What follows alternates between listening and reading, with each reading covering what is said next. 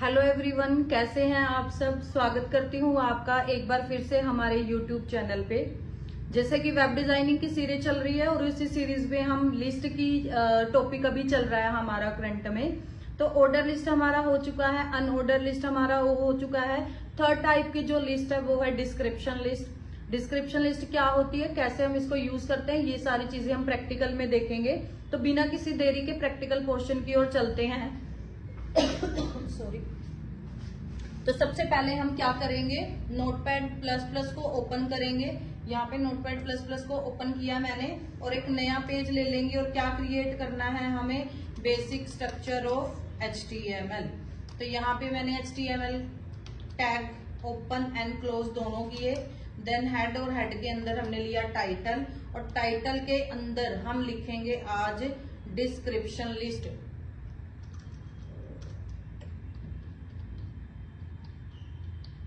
Description list and then हम title को close कर देंगे। देन हम हेड को क्लोज करेंगे। देन हम बॉडी टैग लेंगे और बॉडी टैग को हम क्या कर देंगे, क्लोज कर देंगे यहाँ पे। अब हमारे पेज को सेव करेंगे हम HTML वाले फोल्डर में ही कर देते हैं और इसका नाम हम दे देते हैं DL। तो dl.html के नाम से इसको सेव कर देते हैं। तो ये हमारा पेज हमारा सेव हो गया है। तो सबसे पहले हम यहाँ पे डिस्क्रिप्शन लिस्ट, नाम से ही पता चल रहा है जब हमें कोई चीज डिस्क्राइब करनी है तो हम किसका यूज कर सकते हैं, डिस्क्रिप्शन लिस्ट का यूज कर सकते हैं। डिस्क्रिप्शन लिस्ट बनाने के लिए आपको सबसे पहले DL टैग का यूज करना पड़ेगा एंड देन DL को आप क्या कर दोगे, क्लोज कर दोगे। DL stand for description list, open किया और क्लोज किया। इसके अंदर एक टैग और यूज होता है, उसका नाम है DT। DT stand for description term. आप किसके बारे में डिस्क्राइब करना चाहते हो वो आपको लिखना है किसके अंदर, DT के अंदर। जैसे मैं कंप्यूटर की डेफिनेशन यहाँ पे बताना चाहती हूँ with the help of description list, तो आपको पहले बताना पड़ेगा कि आप किसके बारे में डिस्क्राइब करना चाहते हो। तो मैं कंप्यूटर के बारे में बताना चाहती हूँ तो आपको उसको किस में लिखना पड़ेगा, DT के अंदर।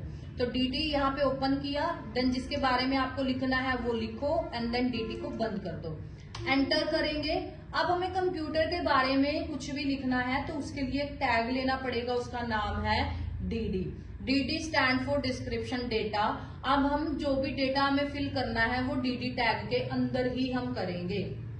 तो DD मैंने ओपन किया, साथ के साथ आप DD को बंद कर लो और यहाँ पे आप एक एंटर करके डेटा अपना लिख सकते हो।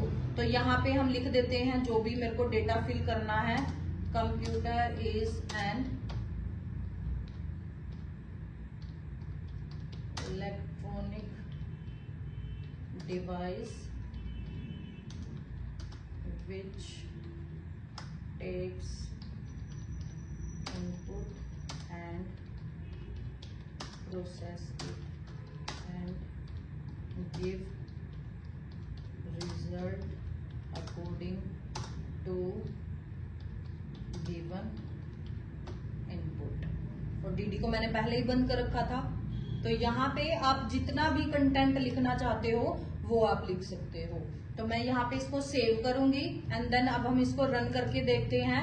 यहाँ पे DL के नाम से मैंने इसको सेव किया था, ये रहा हमारा पेज। इसको हम ब्राउजर के अंदर खोल के देखेंगे तो ये कुछ ऐसा हमें दिखाई देगा।